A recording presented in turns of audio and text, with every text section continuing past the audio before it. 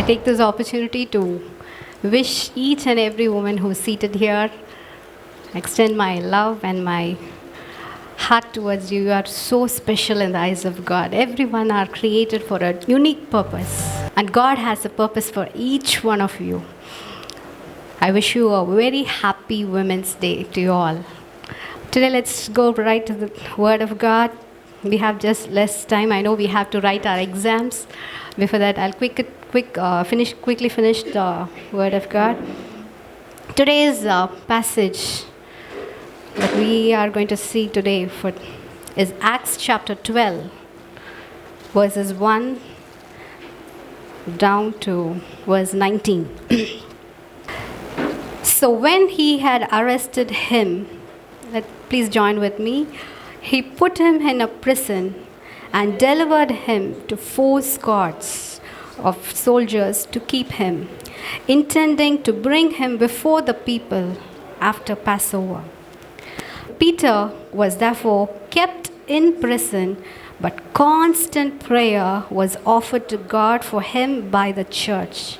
And when Herod was about to bring him out, that night Peter was sleeping, bound with 2 chains between 2 soldiers, and the guards before the door were keeping the prison. Everyone together, let's read verse 7. Now behold, an angel of the Lord stood by him, and a light shone in the prison. And he struck Peter on the side and raised him up, saying, Arise quickly. And his chains fell off his hands. Let's close our eyes in the presence of God. Father, in the mighty name of Jesus, Lord, we thank you for this word that you had given to us. Speak to us, O Lord, for you are a speaking God. You are a speaking God. Yes, Father. We serve a God who loves us, Father, who speaks right into our situations, oh Father. And this morning, I commit this whole service, this word, this message time to your hand, O Lord. Lord, you speak and you minister to every heart, O Lord. For you know the background. You know their places where they are stuck, O Lord. Today, let this word bring deliverance in our midst, Father. And let your name be lifted up. Take all the glory. Take all the praises in this place. In Jesus' matchless name we pray. Amen. Amen. Kindly be seated. The title of today's sermon is, It's Time to Wake Up. Amen. It's time to wake up. God is in God's clock. It's time to wake up. We have slept enough. Today, God wants to wake up. God wants to raise us up. This message is not just for the women. I do not know, while I was preparing, actually this particular sermon, it came to me just last night. I had a conversation with one of my close friends in the midnight. When we were both talking, we were talking about a lot of things. And then God straightly, he showed me this passage, and I'm sure that this is going to bless our church in a mighty way. The Bible says when Peter was arrested, the church was praying. Hallelujah. We are not just a preaching church, we are a praying church. Amen. We are a praying church. How many of you would say, I am a praying believer, I am a praying member in this church? Amen. Hallelujah. The title of this message is, It's Time for Me to Wake Up. Come on, say with me, it's time for me to wake up. It's time for me to rise up. It's time for me to wake up. Yes, because there is an enemy who says there is less time for him. He knows very well that the time is very less.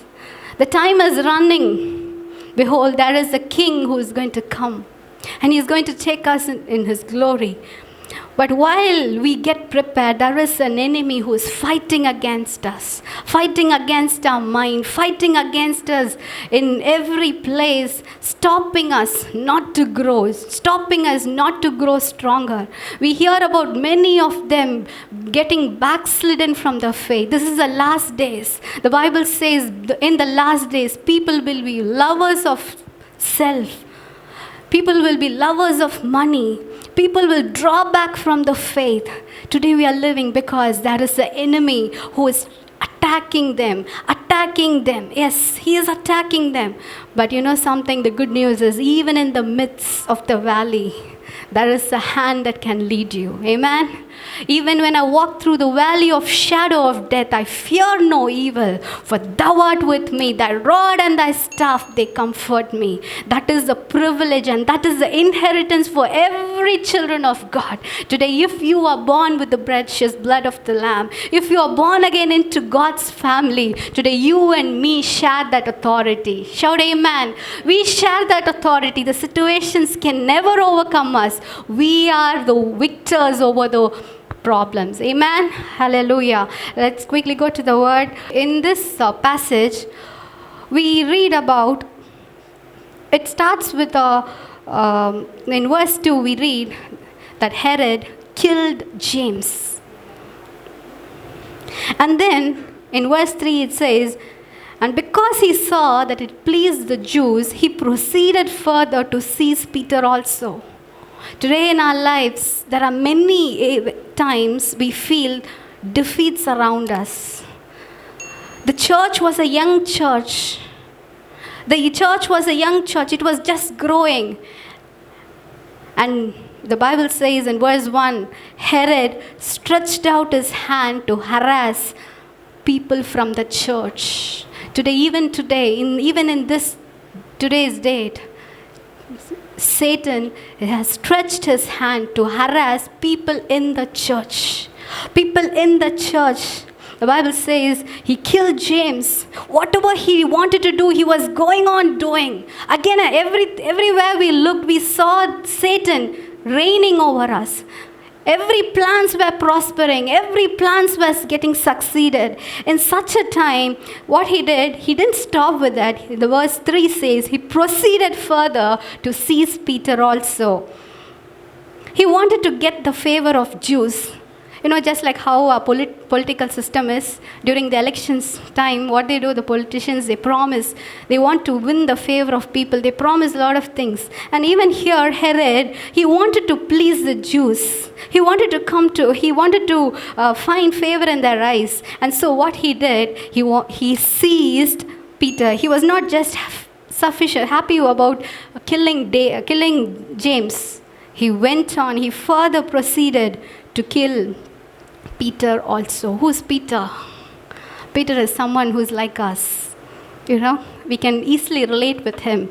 He's a very impulsive man. One time he will talk some way and other time he will change his mind. He had radical thoughts. When it came for God, he stood for God.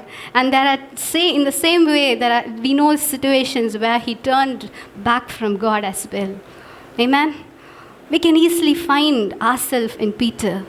Here, Peter was threatened and he was sentenced to death. He was arrested and they put him in the prison, verse 4 says. And they delivered him to 4 squads of soldiers to keep him.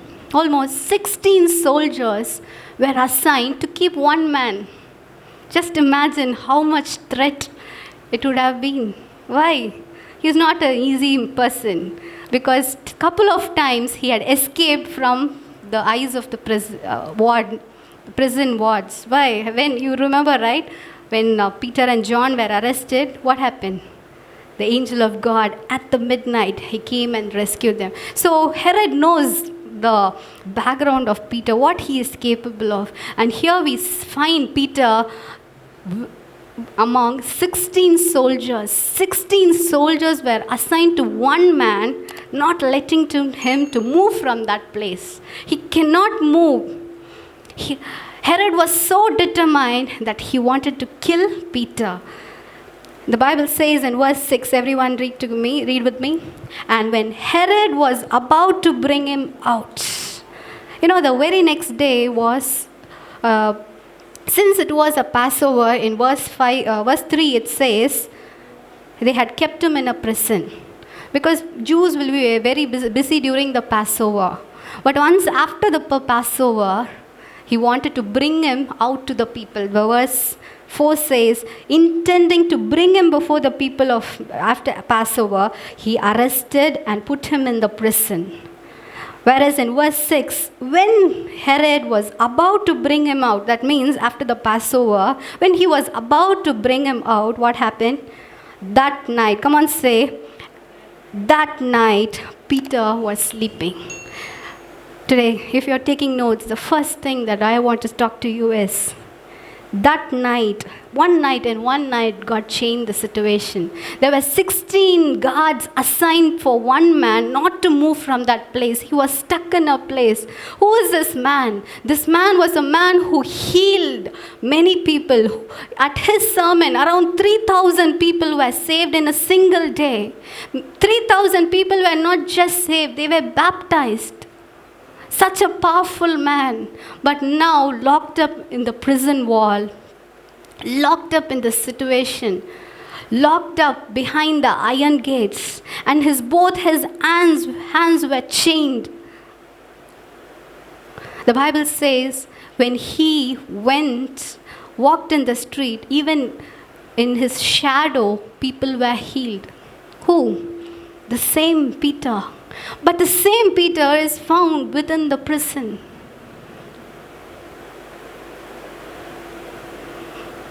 He could have thought even the angel of God would come same way how he rescued him.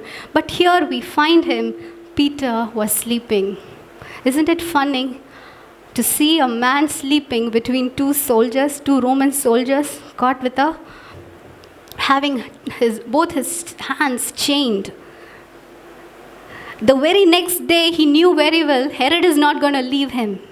Herod is going to kill him. Will we ever sleep if we know that every next day we are going to die? But here we see this man sleeping. Such a powerful man, such a powerful testimony, such a powerful healing he performed. But this man is sleeping. It's time to wake up. Come on, say with me. It's time to wake up. Come on, say with me. It's time to come. Let your words that you speak, let it be heard in your ears. It's time to wake up. It's time to rise up. Peter, you are called for a purpose. You are not called to be defined by a situation, but you are called by a purpose. It's time to wake up. Come on, say with me, it's time to wake up. It's time to wake up. Yes, it's time because there is a purpose and God wants to bring this message of gospel to the world through you. If you are stuck up, you are limiting the power of God. The Bible says the message of the cross is a power to save. Hallelujah. But for those who do not believe, it is foolishness. Herod did not know about this power. Herod did not know about this power, whereas this man has experienced the power of God, yet he was locked up in the prison. We see in verse, as he was sleeping, verse 6, bound with 2 chains between 2 soldiers, and the guards before the door, what they were doing? They were keeping the door. Verse 7, now behold, an angel of the Lord stood by him. Amen? He stood by him. The first point is, in the dark situation, we serve a God. Even if there are 16 gods assigned in your life not to do the purpose of God, yet there is a God who will come right in the midst of the prison wall. Hallelujah. Shout amen. The Bible says he came and stood by him. Hallelujah. He came and stood by him. You know, when God stands by you, you are more than overcomer. You are more than overcomer. Even though you might feel weak, there is the strength of God that will be perfected in you when you are in the presence of God. In the dark night, the Bible says he stood by him. The moment he came and stood next to Peter, a light shone in the prison. Come on, say, a light shone in the prison. In the prison situation of your life, there is a great light that will shine if there is God in your midst. Amen? When God comes in, there is light. There is light. That light will remove every ounce of darkness. That light will illuminate everything that is deep in your life. It will enlighten. The Bible says he not just stood by him, he said he struck Peter on his side and raised him up, saying, "Arise quickly." And his chains fell off his hand. Today I'm going to show you something very beautiful there. Look to the scripture, verse 7. The angel of God came into the prison. He stood by him, and there was a light shining in the prison. What did he do? He didn't touch the chains. He didn't loosen the chains. What did he do? He touched Peter, and the chains that were on his hands fell apart. Come on, raising your hands. Let's say, God doesn't have to deal with your problems. If he deals with you, the problem will change. Every situation, every prison wall will be changed. Raising your hands, let's say, Lord, touch me, Lord. You touch me. The Bible says when he struck him, he was sleeping so much. When the light shined in the prison, it could not wake him. Even when he said, "Arise quickly," it couldn't wake him. You know what he did? He went on to raise him up. Come on, say with me. He raised him up. Today we serve a God. No matter how deep down you are, he raises up. He raises up. And when he raises up, everything that is holding you back to the walls of the prison. In the olden days, in the dungeon where the prisoners were kept, they do not just chain the hands like this. The chain will one end of the chain will be to the one hand, and the other end of the chain will be attached to the wall. So even if he tries, he cannot come out. Both his hands will be attached to the prison wall. But here we see when he struck on his side and raised him up, saying, "Arise quickly," his chains fell off his hand. Hallelujah. Today, the chains that are stopping you, that are not allowing you, that is holding your hands, today it will be broken when God stands by you and raises you up. And the next thing is, we read verse 8. Go to the verse 8. Then the angel said to him, "Gird yourself and tie on your sandals." And so he did. And he said to him, "Put on your garment and follow me." See, whenever the devil attacks us, you know what? How he does? He first takes our belongings into his control. You cannot do anything without his permission. That is how he shows his power. He will use your time. He will use your talent. He will use everything that you have. Here, this great man of God, in the midst of the prison wall, what was he wearing? The prisoner's dress. But here he says, "Gird yourself and put on your sandals." And so he did. And he said to him, "Put on your garment." It's time for you to remove your garment, the garment which the devil has given to you. Today, sinners, because with our actions, with our attitudes, we might be serving the devil. He has put a garment that is not right, that displeases the sight of the Father.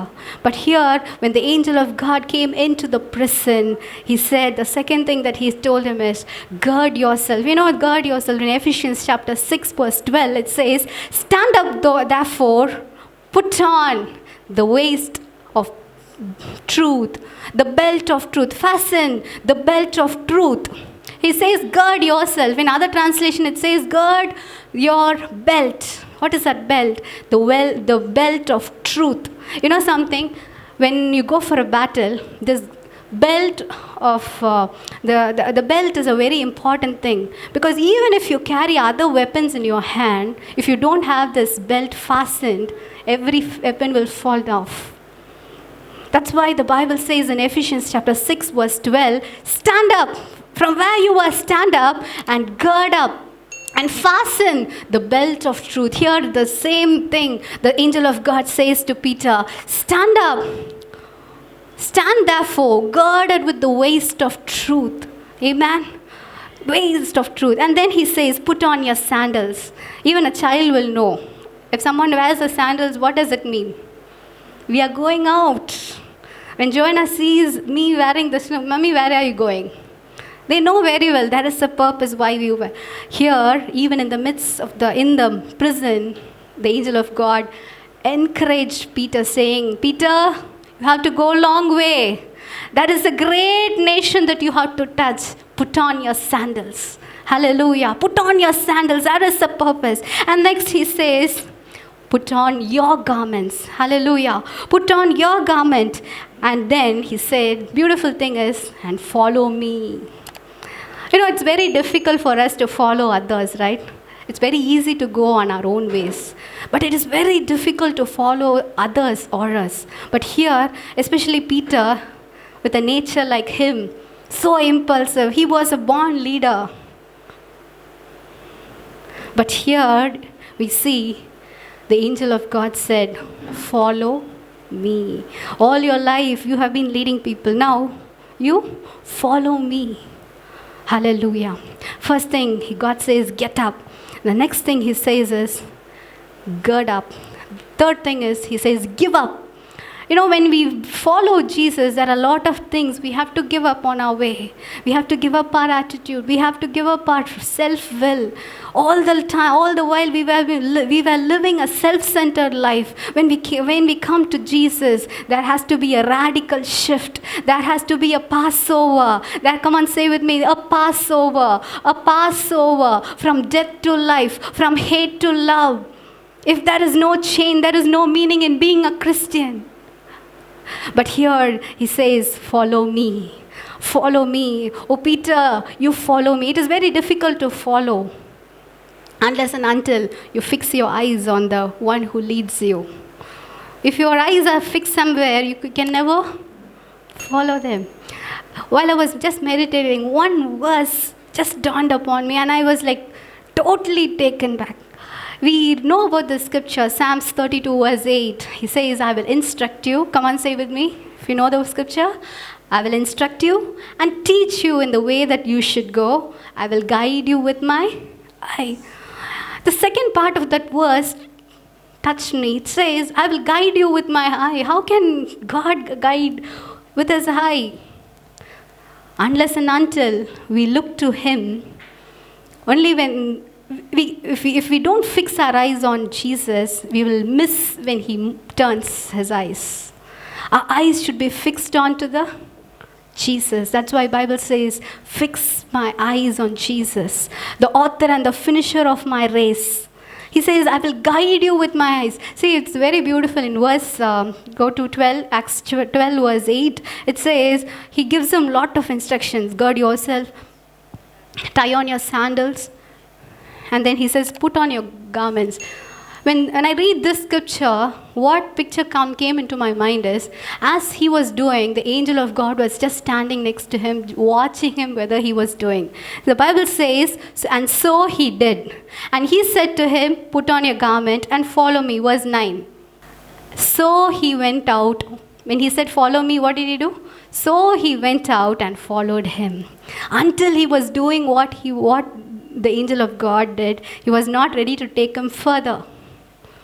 He was not ready to take him further. He was waiting. He did not command him. He didn't threaten him. But he was slowly waiting him to obey his orders. Here we see God guiding him with his eyes, guiding him with his word, guiding him with his counsel. And second thing, the last part of that verse says, put on your garment. The enemy has stolen a lot of things from our life. Once we were so strong, once we were so zealous for God, he had stolen our courage.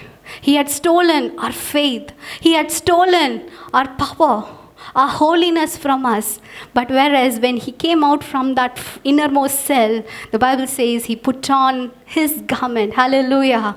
In the prison, he was a prisoner, but when he came out, he could have seen when he was actually trying to escape from the side of the guards, right? He could have just immediately brought him out and made him to put on his sandals, put on his garments. But why didn't the angel of God wait till that? He was so relaxed. He was not in a hurry. He was not in a hurry. Today we are in a hurry to come out of the problem. But God is not in a hurry because God is making you there. God is developing you as there. Here it says, when he said put on his garment, he recovered everything. Everything that he lost because of coming inside the prison, the angel of God recovered back to him even before he went out. Even before he came out, he recovered everything. Today, just raise your hands and say, Lord, I want to recover everything. My courage, my strength that has been stripped from my life because of the attack of the devil. Today, I want to get it back, oh Lord. Yes, Father, not by might, not by power, but by your Spirit. When the Spirit of God whispers in a still voice, Lord, help me to obey your instructions, obey your word at your counsel. When your still voice says, follow me, Lord, strengthen me. Let me take the step at your word, oh Father. Not at the beats of others, oh Father. At your word, help me to take your step. Every step of my life, the steps of a godly man is directed from God. God will guide you with his eyes until you fix the eyes on the master, you will miss his move. Fix the eyes on the master, he will guide you. And finally, the Bible says, verse 10, when they were past the first and the second guard post, they came to the iron gate that led to the city, which opened to them on its own account. Say with me, which opened to them. The angel did not touch it. Peter did not declare anything. It opened to him on its own accord. And they went out and went down one street, and immediately the angel departed from him. Here we see, in verse 8, he went and followed him. And now they come to a gate. First gate and the second gate. And they moved, when they passed, all that they were doing is they just kept walking. They just kept moving. They didn't stop. Seeing the gate, it was as if when they came just near to the door automatically opened. The door automatically opened. Today you might be seeing walls that are blocking your way. Today, the first wall and the second, it was not just one wall. There was a series of walls. There are a series of hindrances that you might face in your life, one after the other. Close of finances. Sometimes the devil attacks in a different way. We never know how he attacks.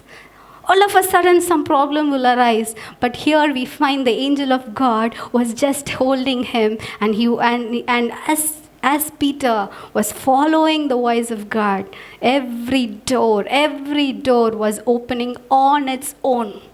On its own. He didn't say anything. He just didn't do anything. Today there might be many walls that you are thinking that it is stronger. You cannot face it. You cannot go against it. Today God is saying, you're praying that the wall should become weaker.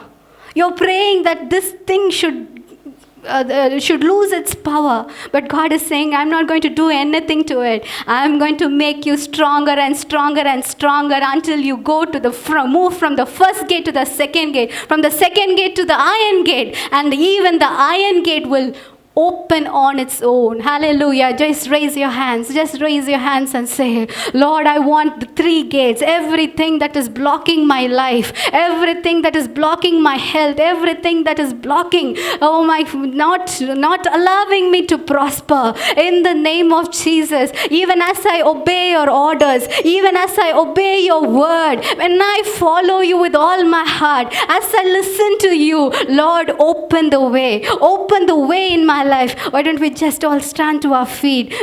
After hearing a sermon like this, we cannot just stop it without a prayer. We have to pray. We have to pray. The Bible says when Peter was held in the prison, the church was praying. Today, if you might not be in a prison, but there might be someone out there who are living in this situation. When you cry out to God, when you cry out to the Lord, God can move that. God can move that situation. God can move that iron gate that is not just for years, that is not just for days, but for years together. You might have been just facing this iron gate again and again, stuck, not going in the direction that God has called you. Today God says, I'm going to open a way for you. All you have to do is just follow me. Just follow me. Just follow me. I will stand by you. I will rise you. And I will guide you. And I will strengthen you. Oh, I will strengthen you. The walls that you are facing, the Jerichos that you are seeing, you think that they are strong. Today, just raising your hands, that day, that night, that very next day he was about to die. But the Bible says when he struck on his side, the chains fell apart. He touches the deep things, the things which we don't want others to know, the deep bitterness that we have kept inside, the deep pain that you've been carrying all your life. God wants to touch that. When he touches that, the chains, the external chains that you are seeing in your life will fall apart. Come on, cry out to God. Cry out to God at your word. Oh Lord, I will arise. I will rise up. I will rise up. I will rise up with the strength of the Lord. I will rise up. I will rise up. James might have been killed. My close friend might have been killed. My close friend might have been taken by the enemy, but now my life is not going to die. Come on, say with me, I am not going to die. I am not going to die. I shall not die, but I shall live and declare the good works of God. Hallelujah. Come on, say, I shall not die. I shall not die. I shall not die. There is a purpose for me. Oh, Peter, once you are a man standing for God, now you are sleeping. You are sleeping long enough that you're not able to even rise up when there is a light that shines in your presence. There are many ways that God is trying to reach you. Wake up. Something, that day, that night,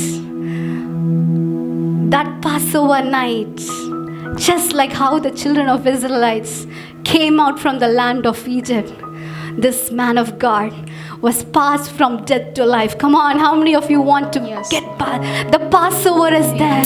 The blood of the Lamb has been shed for us. From life, from death to life, from sickness to healing, from bondage to freedom. Yes, that is the God. The Passover Lamb is slain for us. Yes, it is time to Passover. Arise, arise, wake up from the slumber. See, the Bible says Peter was in the prison and the church prayed for him. It is true that the angel of God brought Peter out from the prison, but it is the prayer of the church that brought the angel of God into the prison. Amen. Today, if you believe it, I want you to pray for everyone in this church. Everyone, just raising your hands. Sometimes there might be someone who is so sick, not able to get up from their problems, get up from their situation. They are so struck, just like the man who was seated by the pool, waiting for something to happen. Let me get married, my things will get changed. Let me get a good job, my things will get changed. Let me get a good life. Then when only after I get settled, I will rise up. He was wasting his life. He was wasting his life. Today, just cry out for them. Cry out for them when you pray. the chains will fall apart. God will send the angels. Pray for your daughter. Pray for your son who is far away from Jesus. Pray for them. God can send angels to them and He will rescue them. He will deliver them. That night, that Passover night, Peter was passed over from death to life. There was a new beginning. He was born again. He thought he's going to be end. That's the end of his life. But God didn't leave him like that. Come on, just raise your hands and say, hallelujah. He raises me up. He rises me up. He rises me up. Hallelujah.